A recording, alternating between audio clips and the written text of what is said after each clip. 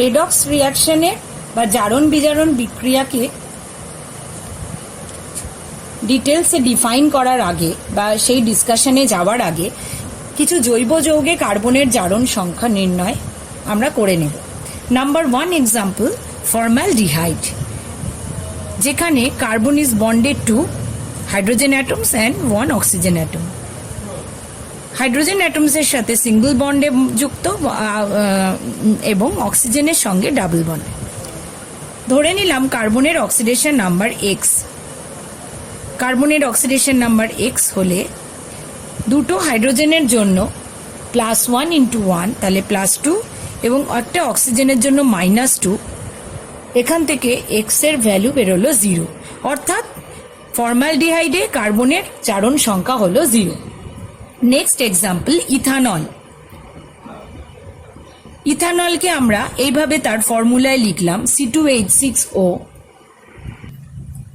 C2H6O formula.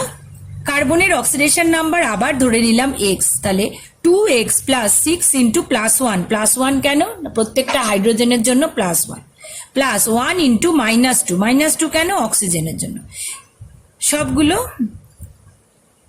Sum up করলে equals to 0, যেহেতু এটা একটা নিউট্রাল মলিকিউল। তাহলে এখান থেকে 2x = -4, x = -2। Actually it is the average oxidation number of carbon. এবার আমরা ইন্ডিভিজুয়ালি দুটো কার্বনের অক্সিডেশন নাম্বার ক্যালকুলেট করে নেব। C1 কার্বন, আমি নাম্বারিং করেছি C1 আর C2 করে। C1 কার্বনের সাথে CH3 যুক্ত, এই CH3 অক্সিডেশন নাম্বার +1,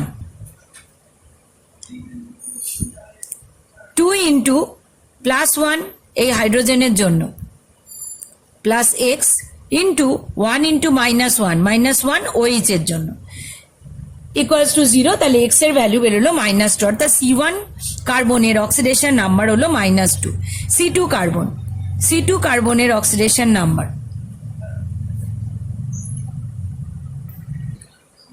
C2 কার্বনের জন্য তার অক্সিডেশন নাম্বারকে x ধরে নিলাম, এবং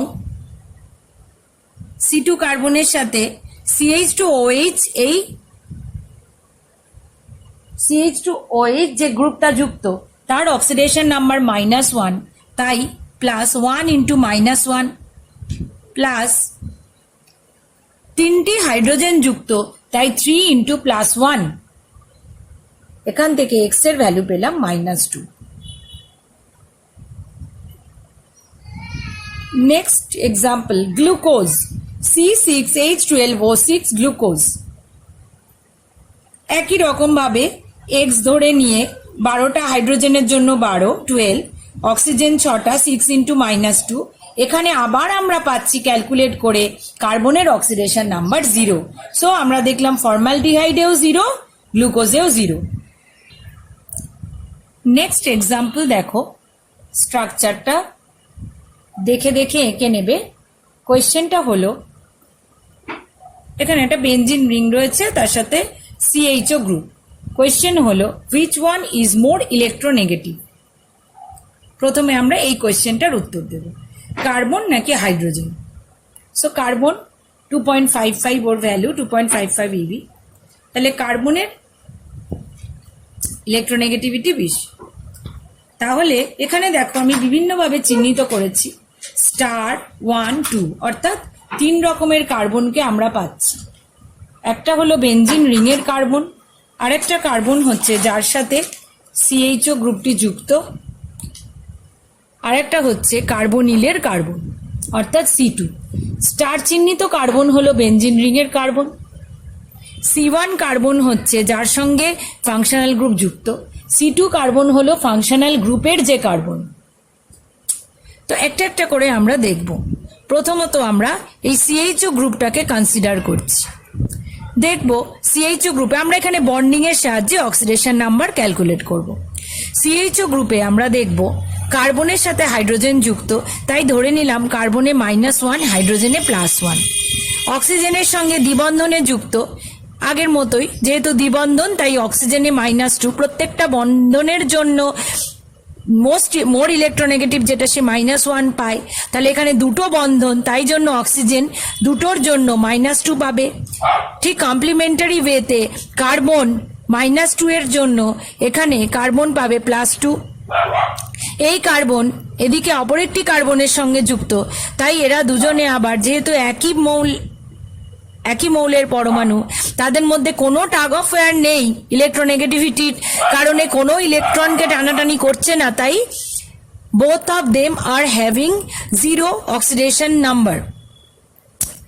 তাহলে নেট হলো কি +2 আর -2, অর্থাৎ 2 নম্বর কার্বনে আমরা পেলাম +2 আর -1 রেজাল্ট হচ্ছে +1। তাহলে 2 নম্বর কার্বন, যেটা 2 নম্বর চিহ্নিত যে কার্বন, তার অক্সিডেশন নাম্বার হলো +1। Next we go for the star marked carbon. ওকে,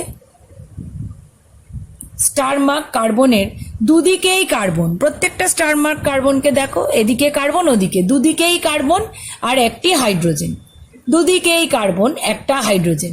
তাহলে CC বন্ধন যেহেতু কোনো আধান সৃষ্টি করে না, তাই CH বন্ধন শুধু আধান সৃষ্টি করবে। কিভাবে আধান সৃষ্টি করবে?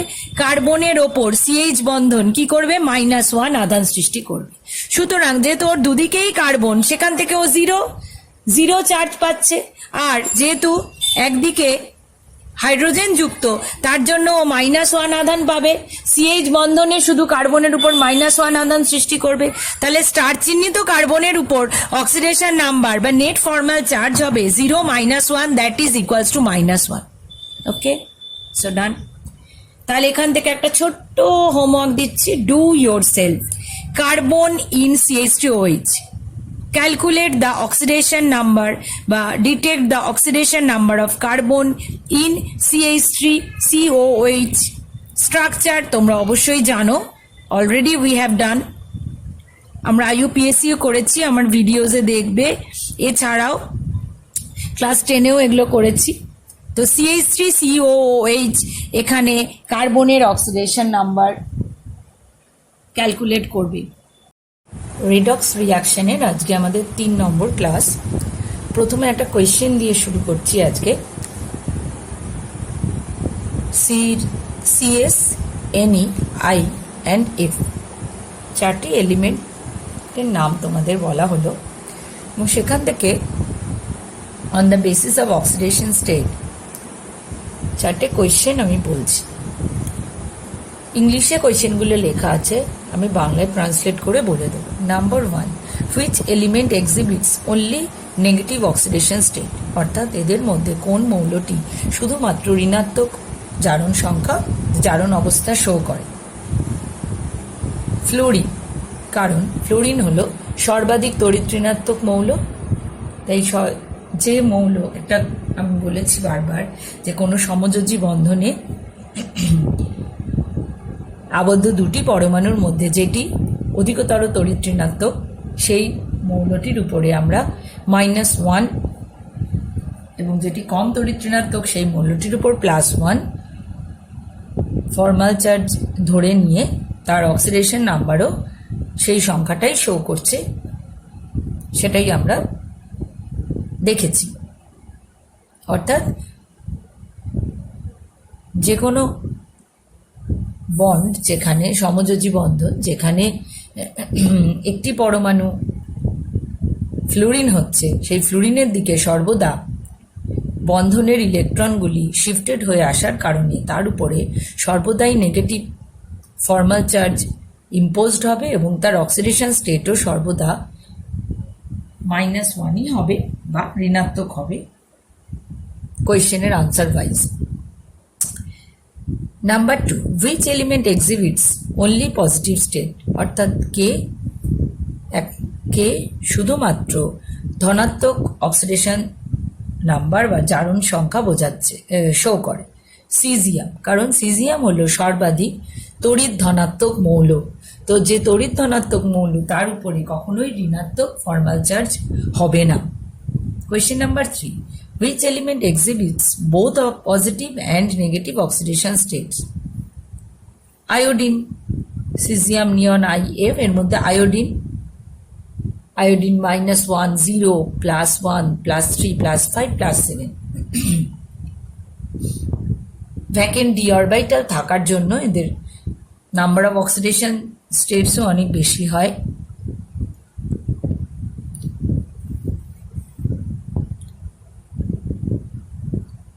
আমরা এটা আগেও পড়েছি যে অক্সিডেশন নাম্বার কিভাবে ইলেকট্রনিক কনফিগারেশন বা ইলেকট্রনীয় বিন্যাসের উপর নির্ভর করে। Number 4, which element exhibits neither the negative nor does the positive oxidation state? অর্থাৎ কে কোনো নেগেটিভ বা পজিটিভ কোনো রকম জারণ সংখ্যাই শো করে না। অবশ্যই এটা হবে নিয়ন, কারণ নিয়নের যোজ্যতা 0। নিয়ন হলো একটি ইনার্ট গ্যাস বা নিষ্ক্রিয় মৌল। অক্সিডেশন নাম্বার বা জারণ সংখ্যা নিয়ে আমরা বেশ কতগুলো এক্সাম্পলস এর মধ্যে তার নির্ণয় করা এবং সেখান থেকে তাদের বিভিন্ন স্ট্রাকচারের সাথে তাদের যে অক্সিডেশন নাম্বারের তারতম্য হচ্ছে, কোনো স্ট্রাকচারের একটা মলিকিউলের স্ট্রাকচার বা একটা আয়নের স্ট্রাকচারের সাহায্যে অক্সিডেশন নাম্বার কিভাবে আমরা নির্ণয় করতে পারি বা প্রেডিক্ট করতে পারি সেটাও দেখলাম, এবং ফর্মুলা ইউজ করেও অক্সিডেশন নাম্বার ক্যালকুলেট করতে শিখলাম। এবার সেগুলোর ইউজ করে আমরা কিছু রিয়াকশনকে বুঝতে চেষ্টা করব। তো ফার্স্ট রিয়াকশন আমাদের কপার সালফেট দ্রবণে জিঙ্ক দণ্ড নিমজ্জিত করা হলো। Zinc rod is immersed in CuSO4 solution. তো এই রাসায়নিক বিক্রিয়াটাকে যদি আমরা ইকুয়েশনের আকারে লিখি তাহলে Zn প্লাস CuSO4, অবশ্যই Zn এর পাশে ব্র্যাকেটে ইজ দেওয়া, অর্থাৎ Zn জিঙ্ক এখানে কঠিন অবস্থায় রয়েছে, জিঙ্ক রড, CuSO4 ব্র্যাকেটে অ্যাকিউ অর্থাৎ কপার সালফেটের জলীয় দ্রবণ তৈরি কি হচ্ছে, অর্থাৎ what are the products ZnSO4 aqueous plus CuS অর্থাৎ Cu সলিড ফর্মে রয়েছে এবং ZnSO4 জলীয় দ্রবণ তৈরি করে রয়েছে। তো রিয়াকশনে আমরা অবজার্ভ কি করব, অর্থাৎ চেঞ্জ কি হবে। The blue colour of CuSO4 solution will get discharge and reddish brown copper metal will be deposited on zinc rod, অর্থাৎ জিঙ্ক দণ্ডের উপর ধাতব কপার আস্তরিত হয়। আর কপার সালফেটের যে একটা সুন্দর নীল রং ছিল, সেই নীল রংটা আর আমরা দেখতে পাই না, সেটা ডিসচার্জ হয়ে যাবে। What is the reason? আসলে কি হচ্ছে এই বিক্রিয়ার মধ্যে সেটা আমরা দেখব। Zn plus CuSO4, ZnSO4 Cu, আমরা অক্সিডেশন নাম্বার নির্ণয় করতে শিখেছি। তাহলে ইজিলি আমরা বলতে পারি জিঙ্ক মৌল হিসেবে রয়েছে, অর্থাৎ অ্যাটমিক স্টেটে রয়েছে, তাই এর অক্সিডেশন নাম্বার হবে কি 0। CuSO4 এ আমরা কপারের অক্সিডেশন নাম্বার x ধরে উই ক্যান ক্যালকুলেট, আর আমরা যে আনসারটা পাবো সেটা হচ্ছে +2, অর্থাৎ কপার এখানে +2 অক্সিডেশন স্টেটে রয়েছে। ZnSO4 এ জিঙ্ক +2 অক্সিডেশন স্টেটে রয়েছে, আর copper once again it is in atomic state, তাই কপারের অক্সিডেশন নাম্বার এখানে 0, অর্থাৎ Zn এর অক্সিডেশন নাম্বার বিক্রিয়ার আগে ছিল 0, বিক্রিয়ার পরে হলো +2, 0 থেকে +2, অর্থাৎ জারণ সংখ্যা কি হলো, বৃদ্ধি পেল। কপার সালফেটে কপারের জারণ সংখ্যা ছিল +2, এবং যখন ধাতব কপার হিসেবে আস্তরিত হচ্ছে জিঙ্ক দণ্ডের উপর, তখন সে কোন অক্সিডেশন স্টেটে রয়েছে 0, অর্থাৎ বিক্রিয়ার আগে কপার ছিল +2, বিক্রিয়ার পরে হয়েছে 0, সুতরাং এর ক্ষেত্রে জারণ সংখ্যা হ্রাস পেয়েছে। অর্থাৎ আমরা দেখলাম জিঙ্কের জারণ সংখ্যা বৃদ্ধি পাচ্ছে অ্যাজ ওয়েল অ্যাজ কপারের জারণ সংখ্যা কিন্তু হ্রাস পাচ্ছে। অর্থাৎ একটা বিক্রিয়ায় যখন একটা উপাদানের জারণ সংখ্যা বৃদ্ধি পাচ্ছে, এখানে যেমন জিঙ্ক, ঠিক একই সময় অপর একটি উপাদানের জারণ সংখ্যা কিন্তু হ্রাস পাচ্ছে। তাহলে জারণ সংখ্যা বৃদ্ধি যে পাচ্ছে জিঙ্কের, এই ফেনোমেনাকে আমরা কি বলবো? একে বলবো জারণ। আর জারণ সংখ্যা হ্রাস পাচ্ছে যখন কপারের, তাকে আমরা কি বলবো? বিজারণ। অর্থাৎ Zn থেকে Zn2+ যখন হচ্ছে সেটাকে আমরা বলছি জারণ, বা ইংলিশে যাকে বলে অক্সিডেশন। আর Cu2+ থেকে Cu যখন হচ্ছে তাকে আমরা বলছি বিজারণ, বা ইংলিশে বলা হয় রিডাকশন। সো একটা বিক্রিয়ায় সাইমালটেনিয়াসলি জারণ এবং বিজারণ উভয়ই ঘটছে। সেটা আমরা কিসের থেকে জানতে পারলাম? জারণ সংখ্যা বৃদ্ধি হলো জারণ, জারণ সংখ্যা হ্রাস হলো বিজারণ। এর আগে আমাদের কনসেপ্টে ছিল ইলেকট্রন গ্রহণ বর্জন। এখানে সেটাও দেখে নিই। Zn থেকে দুটো ইলেকট্রন বেরিয়ে Zn2+ হচ্ছে, অর্থাৎ এখানে ইলেকট্রন বর্জন হচ্ছে।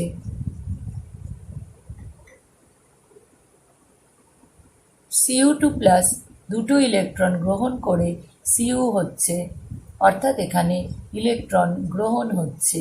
সুতরাং আমরা বলতে পারি যে জারণ সংখ্যা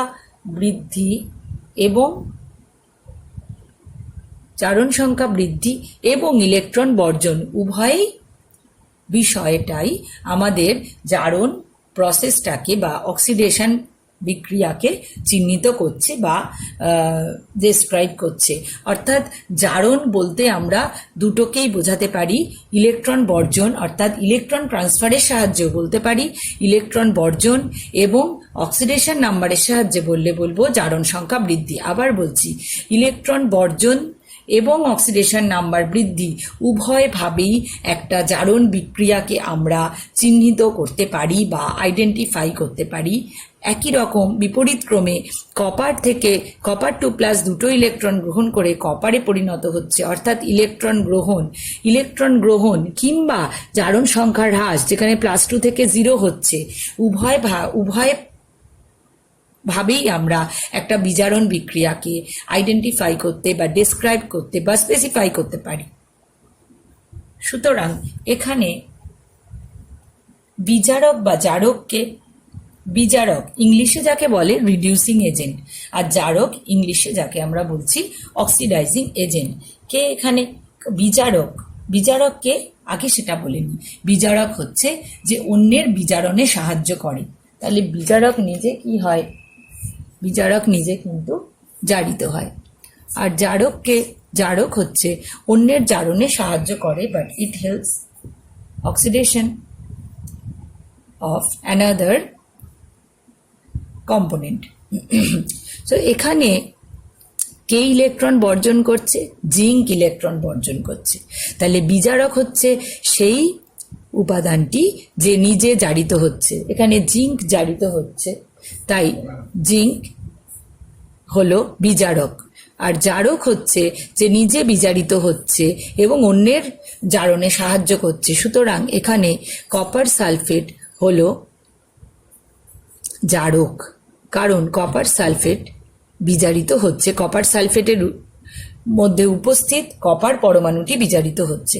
ওয়ান্স এগেন আমি বলছি, বিজারক হলো সেই উপাদানটি যে অন্যের বিজারণে সাহায্য করছে কিন্তু নিজে জারিত হচ্ছে। অর্থাৎ বিজারক ইলেকট্রন বর্জন করে জারিত হচ্ছে, আর জারক ইলেকট্রন গ্রহণ করে বিজারিত হচ্ছে। সুতরাং এই বিক্রিয়ায় যদি আমাদের বিজারক বা রিডিউসিং এজেন্ট চিহ্নিত করতে দেয়, তাহলে আমরা কাকে বলবো? জিঙ্ক হলো বিজারক, কারণ ওর নিজের জারণ হচ্ছে। অর্থাৎ যার নিজের জারণ হচ্ছে সে বিজারক, আর যার নিজের বিজারণ হচ্ছে সে জারক। কপার সালফেট হলো জারক। জিঙ্ক বিজারক, কপার সালফেট জারক। জিঙ্ক বিজারক কারণ ওর নিজের জারণ হচ্ছে, কপার সালফেট জারক কারণ ওর নিজের বিজারণ হচ্ছে। সো এইভাবে আমরা আইডেন্টিফাই করব একটা বিক্রিয়া, যে জারণ বিজারণ বিক্রিয়া বা রেডক্স রিয়াকশন, এবং তার মধ্যে অক্সিডাইজিং এজেন্ট আর রিডিউসিং এজেন্ট আইডেন্টিফাই করব। এবার আমরা আর একটা এক্সাম্পল নিয়ে এটা দেখি।